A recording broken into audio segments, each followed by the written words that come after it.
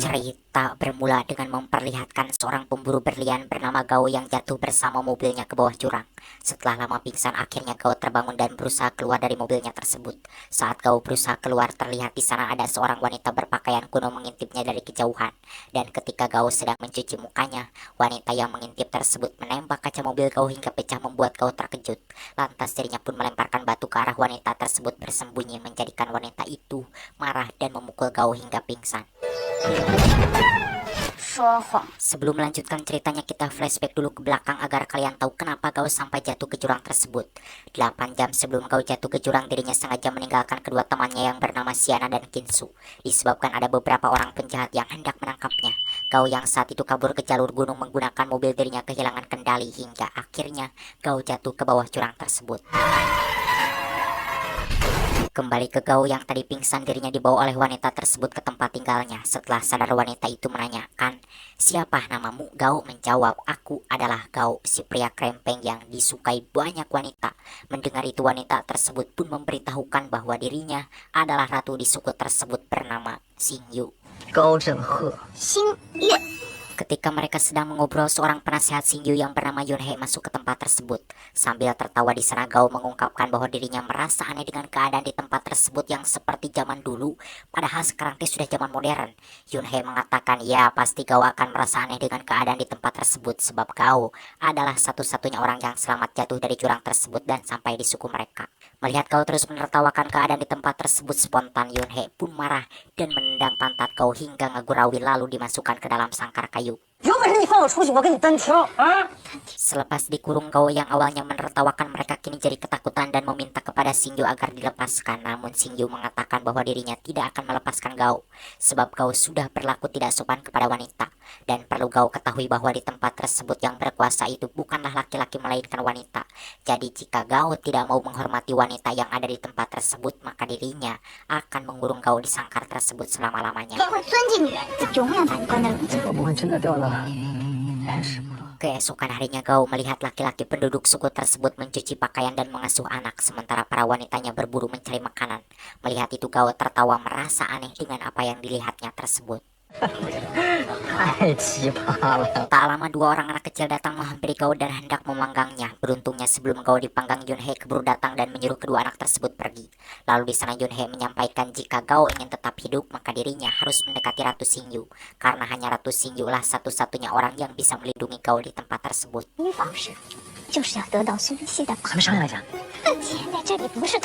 Di hari keempat, terlihat saat itu Xiana dan Kinsu datang ke tempat di mana Gao dan mobilnya jatuh.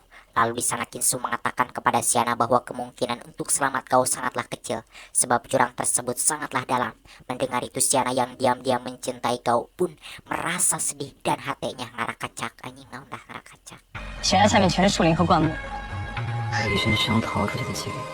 Kembali ke Gao yang masih dikurung. Setelah kehabisan akal untuk kabur, akhirnya Gao berpura-pura meminta maaf kepada Xingyu, dan Xingyu pun memaafkannya.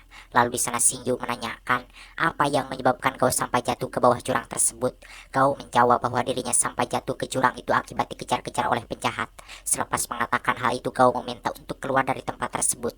Namun Xingyu tidak mengizinkannya karena ditakutkannya Gao orang jahat yang nantinya akan membawa bencana kepada suku mereka. Disebabkan Xingyu tidak mengizinkannya pergi dari tempat tersebut, kemudian saat itu Gao mengajak Xingyu pergi ke mobil untuk mengambil barang-barang miliknya. Walaupun Xingyu tidak mengetahui apa itu mobil, akan tetapi dirinya menuruti keinginan Gao tersebut. Sesampainya di sana, Xingyu yang tidak mengetahui kehidupan modern dirinya berniat mau menembak mobil tersebut, karena menurut Xingyu mobil itu adalah binatang buas yang telah menelan Gao. Melihat itu, spontan Gao pun melarang dan membohonginya. Gao mengatakan memang mobil tersebut adalah binatang buas, akan tetapi dirinya bisa menjinakkannya. Kemudian saat itu Gao pun berpura-pura menjinakkan mobil tersebut dengan tingkahnya yang konyol.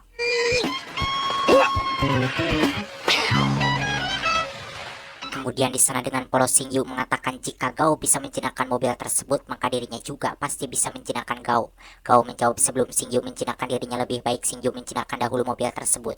Ketika Xingyu sedang menjinakkan mobil tersebut meniru gerakan konyol yang dilakukan Gao, Gao yang licik diam-diam mengambil pemukul untuk membabuk Xingyu dari belakang. Saat Gao tega hendak memukulnya dari belakang, beruntungnya di sini Xingyu memergoki perbuatan Gao tersebut, membuat Gao malu dan berpura-pura memukul mobil tersebut dengan mengatakan bahwa mobil itu tadi berniat mau menyerang Xingyu dari belakang.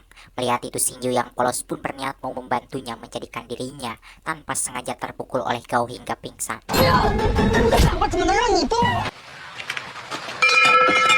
Melihat Xingyu pingsan, Gao pun tidak menyia-nyiakan kesempatan tersebut, di mana saat itu juga dirinya langsung kabur meninggalkan tempat itu. Selepas Gao pergi, terlihat di sana tank mobil Gao bocor hingga tak lama api pun menyala mengelilingi Xingyu yang pingsan. Diceritakan di tempat lain, salah seorang penduduk suku melaporkan kepada Yunhe bahwa dari arah tempat ratu mereka pergi ada kebakaran. Mengetahui itu, Yunhe beserta penduduk suku tersebut pun bergegas pergi ke tempat Gao meninggalkan ratu mereka. Sesampainya di sana mereka pun berusaha memadamkan api tersebut untuk menyelamatkan ratu mereka.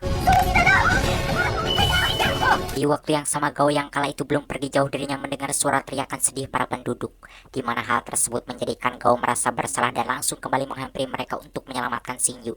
Setibanya di sana Gao menyuruh mereka mundur karena tak lama lagi mobil tersebut akan meledak. Setelah mengguyur tubuhnya dengan air, kemudian Gao pun masuk ke lingkaran api tersebut dan membangunkan Xingyu yang masih pingsan. Sebelum mobil tersebut ngebeluk, beruntungnya Gao sudah berhasil membawa Xingyu keluar, kemudian ngajul ke air yang tidak jauh dari tempat tersebut.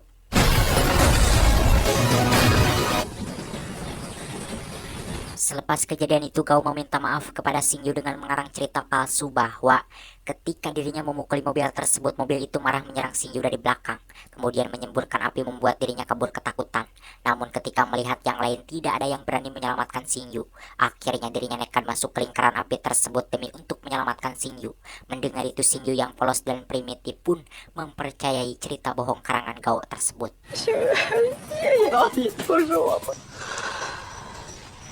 Malamnya ketika Gao sedang tidur di dekat api, Yunhe menghampirinya. Yunhe mengatakan jika Gao ingin tetap hidup maka dirinya jangan pernah mencoba untuk kabur dari tempat tersebut karena ratu mereka sangat menyukai Gao. Mendengar itu spontan Gao pun menanyakan apa yang membuat Ratu Xingyu menyukai dirinya. Yunhe menjawab bahwa menurut Ratu Xingyu Gao itu tampan seperti pangeran yang turun dari langit.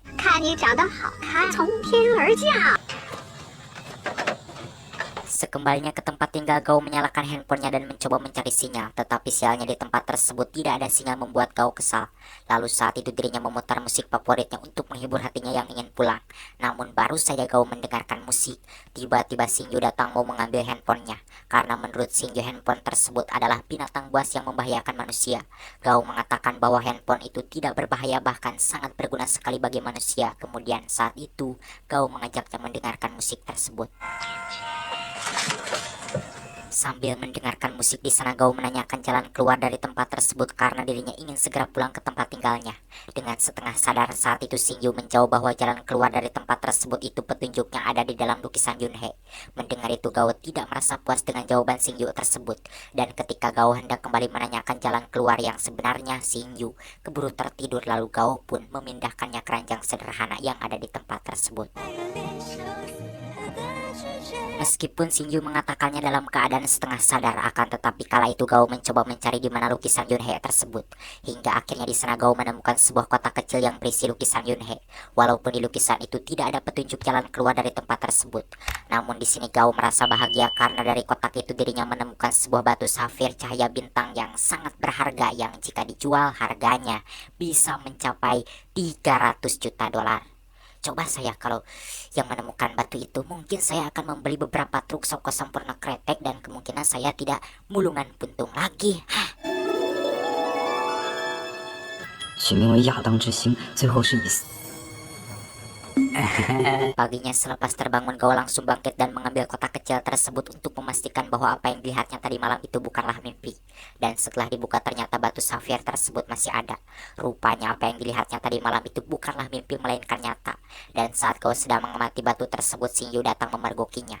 Karena malu di sana Gao pun berbohong dengan mengatakan ketika tadi dirinya sedang mencari makanan, tanpa sengaja dirinya menemukan batu tersebut. 我刚才肚子饿坏了，要去找食。对了，你不是说你肚子饿了吗？我给你拿点吃。 Kemudian di sana Gao menanyakan dari mana Xingyu mendapatkan batu tersebut.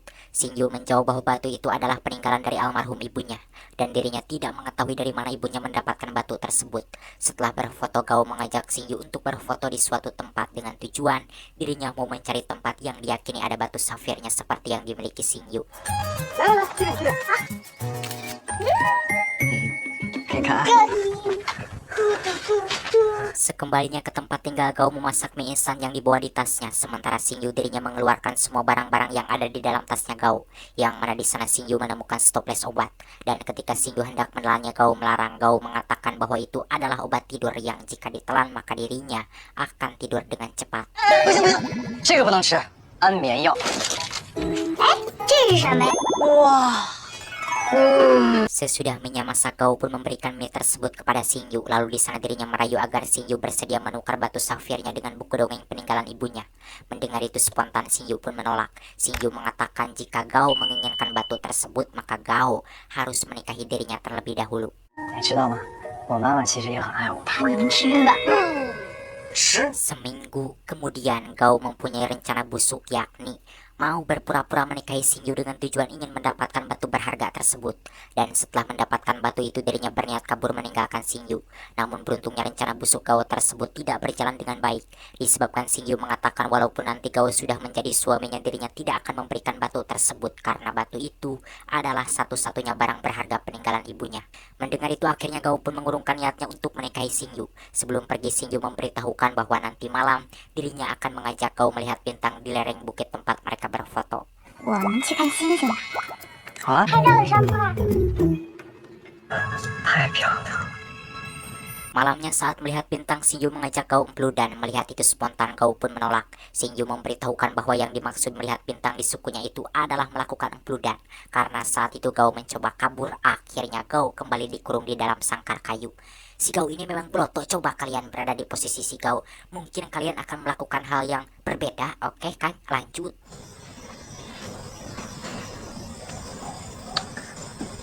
Lalu di sana Gao mengatakan kepada Xingyu dirinya tidak mengetahui bahwa yang dimaksud melihat bintang oleh Xingyu itu adalah empludan. Jika Xingyu ingin melakukan empludan sebagai pernyataan cinta, dirinya tidak menyukainya karena itu terlalu terburu-buru. Sebab biasanya di tempat Gao orang yang hendak menyatakan cinta itu pasti dia menyiapkan terlebih dahulu sesuatu yang romantis. 告白成功率就会高一些。 Siangnya terlihat di tempat lain Kinsu dan Xiana berusaha melakukan pencarian menggunakan drone, namun sialnya ketika sudah berada di hutan tersebut drone-nya malah jatuh. Kinsu mengatakan bahwa di bawah sana pasti ada medan magnet khusus sehingga menyebabkan drone-nya jatuh. Sementara di tempat lain siang itu Gao dibawa oleh Xingyu ke dalam hutan. Sesampainya di suatu tempat Xingyu menumpahkan darah ayam ke tubuh Gao sebagai bentuk pernyataan cintanya. Melihat itu spontan Gao menolak cintanya Xingyu. Xingyu mengatakan bukankah Gao pernah bilang jika dirinya menyatakan cinta dengan baik Gao akan menerimanya. Gao menjawab dirinya tidak mau menikah dengan Xingyu karena jika mereka berdua sudah menikah juga Xingyu tidak akan memberikan batu safirnya. Walaupun Gao menolak tetapi di sini Xingyu tidak kehabisan akal. Terlihat di sana dirinya menjebak Gao hingga akhirnya Gao terpaksa menerima cintanya. 那要不要和我谈恋爱？ 看星星月亮我都。 Saat perjalanan pulang di sana Gao menemukan serpihan drone-nya Kinsu. Lalu dirinya pun mengambil serpihan drone tersebut. Yang mana di serpihan drone itu ada tulisan yang pernah Gao ucapkan kepada Kinsu dan Xiana. Melihat itu di sini Gao menyadari bahwa kedua sahabatnya itu sekarang sedang berusaha mencari keberadaan dirinya. 不败热血。 幼稚好不好？ Di hari ke-12 ketika sedang duduk Gao teringat bahwa dirinya memiliki kontrak dengan seorang perempuan bernama Lian. Yang mana perjanjiannya bahwa setiap 15 hari sekali Gao harus melaporkan kepada Lian mengenai bisnis mereka. Ingat akan hal itu di sini Gao menjadi ingin segera keluar dari tempat tersebut. Karena jika tidak pastinya Lian akan menuntut Kinsu dan Xiana. Lalu saat itu Gao mengatakan kepada Xingyu bahwa mulai besok dirinya bersedia menjadi suaminya dengan tujuan agar Xingyu tidak menyembunyikan rahasia apapun dari dirinya. 所有人都知道我成了你的男人。 Kembali ke Kinsu dan Xiana malamnya mereka kedatangan Lian dan menanyakan Gao. Xiana menjawab bahwa Gao pergi ke atas gunung untuk ziarah ke makam ibunya. Lian mengatakan jika Gao tidak juga pulang dalam waktu 48 jam maka otomatis kontrak mereka akan berakhir. Selain itu dirinya juga akan menuntut mereka berdua karena sudah melanggar kontrak yang telah disepakati sebelumnya. 之后要是再见不着他人， Di waktu yang sama malam itu Gao mengatakan kepada Xingyu bahwa besok mereka akan menikah. Jadi sekarang Xingyu jangan merahasiakan apapun dari dirinya. Usai mengatakan hal tersebut, Gao menanyakan apa yang ada di ujung hutan ini. Dengan polos Xingyu menjawab bahwa di ujung hutan ini ada goa. Mendengar itu Gao tersenyum merasa bahagia karena dirinya merasa yakin bahwa goa itu pasti jalan keluar dari tempat tersebut. Walaupun di hutan itu ada magnet khusus yang membuat kompas tidak berfungsi, tetapi Gao merasa percaya diri bahwa dirinya pasti akan bisa keluar dari tempat tersebut dengan selamat. 是不是就能走出迷雾森林？ Karena sudah mengetahui jalan untuk kabur, kini Gao pun merencanakan agar dirinya terbebas dari pengawasan mereka. Terlihat di sana Gao mengajak Xingyu masuk ke tempat penyimpanan tuak dengan berpura-pura bahwa dirinya ingin mabuk. Lalu di sana Gao menanyakan, apakah di suku Xingyu suka minum tuak saat menikah? Xingyu menjawab iya. Mengetahui itu tanpa basa-basi, Gao pun langsung memasukkan obat tidur yang selalu dibawanya ke dalam tong wadah tuak tersebut dengan tujuan agar nanti pas acara pernikahannya tiba penduduk suku tersebut semuanya tertidur sehingga dirinya bisa kabur dari tempat tersebut. 我们那儿结婚的时候也喝酒，叫喜酒。你要警惕那些燃烧整片森林。是不是有猛兽？ Sebelum tidur, Xingyu menepati janjinya yakni memberikan batu safirnya tersebut kepada Gao. Xingyu mengatakan bahwa besok Gao akan menjadi suaminya. Jadi sekarang apapun yang dimilikinya, dirinya akan memberikan semuanya kepada Gao. 拿好了，不用害怕。 Keesokan harinya semua penduduk suku tersebut sibuk mempersiapkan makanan dan sebagainya untuk acara pernikahan ratu mereka. Sedangkan Gao yang berada di dalam tempat tinggal hari itu dirinya memberikan buku dongengnya kepada Xingyu. Ketika dibuka di sana, Xingyu menemukan kertas kecil. Gao mengatakan bahwa itu adalah kartu namanya. Lalu saat itu Gao pun mengajarkan Xingyu membaca dan menulis namanya. 星月，我喜欢。 Malamnya acara pernikahan pun tiba. Sesudah resmi menikah, lalu di sana salah seorang penduduk suku yang merupakan tangan kanan Xingyu mengatakan bahwa kini Gao sudah resmi menjadi suami ratu mereka. Jadi mulai malam itu dirinya dan semua penduduk suku tersebut akan melindungi Gao dari bahaya apapun. Usai wanita itu mengatakan hal tersebut, di sana Gao mengajak mereka bersulang minum tuak yang telah dicampuri obat tidur. Sementara Gao sendiri, dirinya hanya berpura-pura minum agar mereka tidak mencurigainya. Sebagai hadiah paling berharga malam itu, penduduk suku tersebut menyanyikan lagu favorit Gao. Mendengar itu Gao menanyakan dari mana mereka bisa hafal lagu tersebut. Xingyu mengatakan bahwa dirinya lah yang telah mengajari mereka karena Xingyu tahu bahwa lagu tersebut adalah lagu favorit Gao yang suka didengarkan setiap harinya.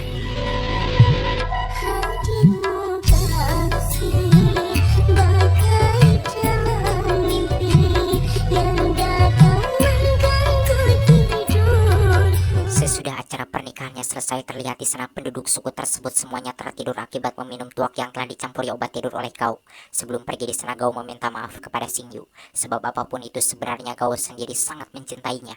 Namun apalah daya, di luar sana dirinya memiliki banyak sekali pekerjaan yang harus diselesaikan.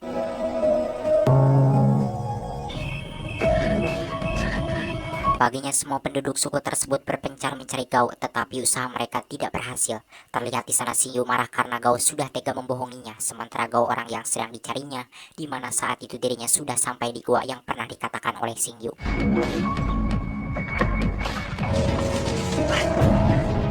Selepas melewati gua tersebut, Gao naik ke puncak dan di sana dirinya melihat bahwa di depannya ada jalan yang dilewati oleh kendaraan. Melihat itu Gao ngajur rowok merasa bahagia. Kemudian dirinya bergegas pulang ke tempat tinggalnya. Di waktu yang sama Lian kembali mendatangi Qinsu dan Xiana. Disebabkan Gao tidak juga pulang, Lian berniat mau menyita rumah Gao dengan memaksa Xiana untuk menandatanganinya. Beruntungnya dalam keadaan semacam itu Gao datang.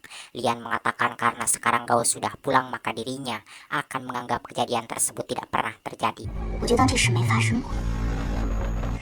我上楼洗个澡。 Ketika sedang makan, Qinsu yang merasa penasaran dirinya menanyakan apa yang membuat Gao kuat bertahan hidup di hutan tersebut selama 15 hari.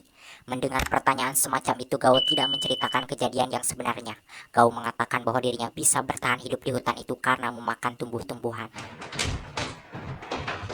Diceritakan Xingyu yang merasa dibohongi, akhirnya dirinya memutuskan untuk mencari Gao. Sebelum pergi, Yunhe berpesan agar Xingyu jangan pernah menceritakan gua tersebut kepada siapapun, sebab itu bisa menyebabkan bencana kepada suku mereka, mengingat orang-orang zaman sekarang ini kebanyakan jahat dan mementingkan diri sendiri. 对任何人都不能提起他。 Xingyu yang saat itu berjalan dirinya sampai di suatu tempat dan menemukan sebuah mobil. Karena menurut Xingyu mobil itu adalah binatang buas, lantas saat itu dirinya pun hendak menembak mobil tersebut. Beruntungnya sebelum Xingyu menembakkan senjatanya, pemilik mobil tersebut yang bernama Endi datang menghalanginya. Yang mana Endi ini adalah seorang peramal yang bisa membaca karakter setiap orang. Endi memberitahukan bahwa mobil itu bukanlah binatang buas melainkan alat transportasi yang banyak manfaatnya bagi manusia. Setelah dijelaskan secara detail, akhirnya Xingyu pun mengerti apa itu mobil teh.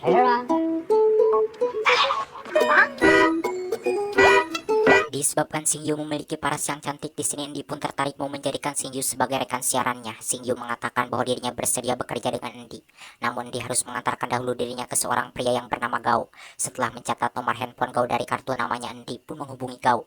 Tetapi belum juga lama Endi bicara, Gao keburu menutup teleponnya dikarenakan dirinya tidak mengenal Endi. 少年青蛙中不用了，谢谢。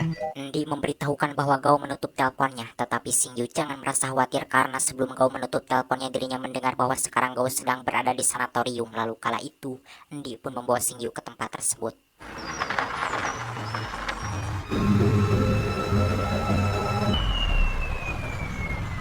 Dan memang benar saat itu Gao beserta kedua sahabatnya sedang berada di sanatorium menjenguk pamannya, sekaligus mau menghibur orang-orang yang ada di tempat tersebut. Sesampainya di sana, Xingyu yang belum pernah melihat badut pun langsung menghampirinya. Dan ketiga badut itu tak lain adalah Gao, Kinsu, dan Xiana. Melihat Xingyu datang spontan, Gao pun kabur ketakutan. Karena Gao tidak ada di tempat tersebut, lantas kala itu Endi pun membawa Xingyu pulang untuk diajak siaran langsung di acaranya. Namun tanpa disangka Gao yang saat itu bersembunyi dirinya bersin sampai akhirnya Gao terpaksa muncul sambil gual-geol. Di tengah perjalanan Xingyu menanyakan, apakah badut itu manusia? Endi menjawab, ya badut itu manusia, namun dia memakai topeng untuk menghibur orang lain. Xingyu mengatakan jika badut itu manusia berarti badut yang tadi bersin itu adalah Gao, sebab bersinnya itu sama persis seperti Gao. Lalu Xingyu pun mengajak Endi untuk kembali ke sanatorium tersebut. Namun sesampainya di sana, sialnya Gao sudah keburu pulang membuat Xingyu kecewa dan duduk di pinggir jalan. Sementara Gao yang berada dalam perjalanan untuk pulang, di tengah jalan dirinya menyuruh kedua sahabatnya untuk pulang duluan dan melacak keberadaan Endi. Sedangkan Gao sendiri, dirinya akan menemui dulu Lian. Setibanya di tempat Lian, Gao pun marah disebabkan Lian sudah berani mau menyita rumahnya yang harganya tidak sebanding dengan uang yang telah diberikan Lian kepada dirinya. 有人来才怪。 Setelah Gao mengganti pakaiannya, terlihat di sana Lian menghampirinya, yang ternyata diam-diam Lian ini sangat mencintai Gao. Namun di sini dengan tegasnya Gao menolak karena dirinya tidak mau berhubungan asmara dengan orang yang telah membayarnya. Dan ketika mereka sedang beradu mulut, Kinsu mengirimkan lokasi keberadaan Endi. Kemudian saat itu Gao pun pergi menuju lokasi tersebut.